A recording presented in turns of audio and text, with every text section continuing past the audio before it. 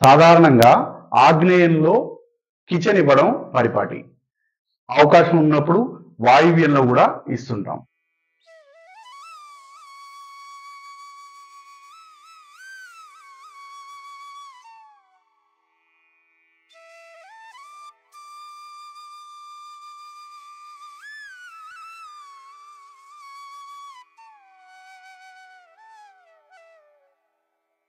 వాస్తు నియమానుసారంగా ఇంటిని plan చేసుకోవాలనుకున్నప్పుడు kitchen కి, వంటశాలకు Sanskrit లో పచనాలయ్ అంటారు, రసోయికి అత్యంత ప్రాధాన్యత ఉంది. ఒక ఇంట్లో కిచెన్ ఎక్కడ ఉండాలి, వంటగది ఎక్కడ ఉండాలి అనే దాన్ని వివరణ రకరకాల వాస్తు పుస్తకాల్లో విభిన్నంగా ఉంది.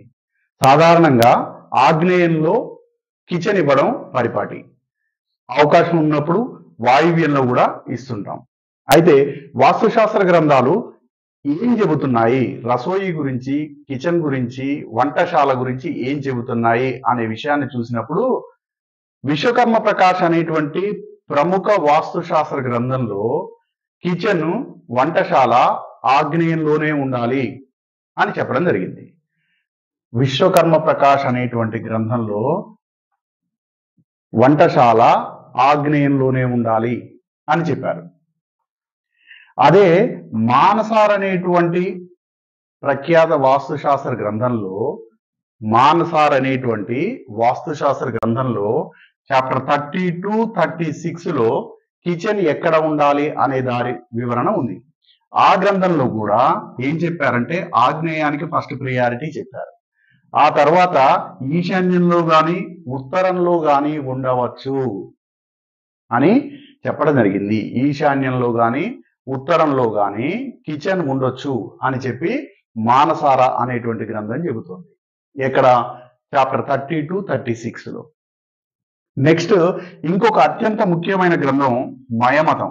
దక్షిణ భారతదేశంలో చాలా ఫేమస్ అయినటువంటి వాస్తుశాస్త్ర గ్రంథం మయముని ద్వారా రచించబడినటువంటి ఈ మయమతం అనేటువంటి పుస్తకంలో ఏం చెప్పారంటే ఆగ్నేయంలో ఉండొచ్చు, ఉత్తరంలో ఉండొచ్చు, ఆపు అపవత్స్ అంటే మనం ఏకాశీతి పదవాస్తు పద్ధతిలో 45 దేవతా స్థానాలుగా విభజించుకున్నప్పుడు ఈశాన్యంలోనే వస్తాయి ఆపు అపవత్స్ అనేటువంటి దేవతా స్థానాలు.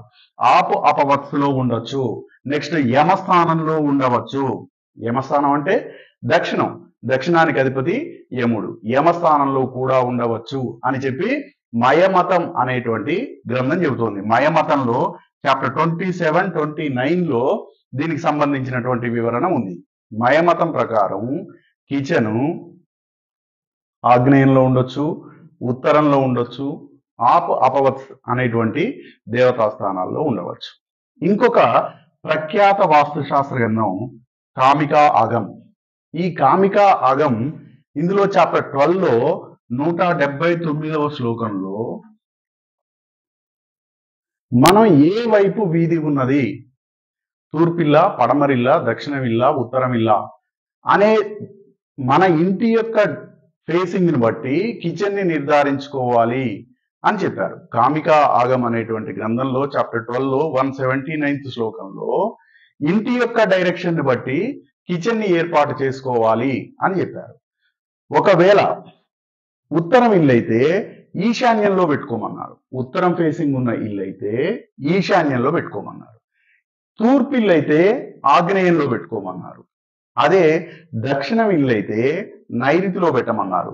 వెస్ట్ ఇల్లు అయితే, పడమర ముఖద్వారం ఉన్నటువంటి ఇల్లు అయితే వాయువ్యంలో కిచెన్ ని పెట్టుకోమని చెప్పారు.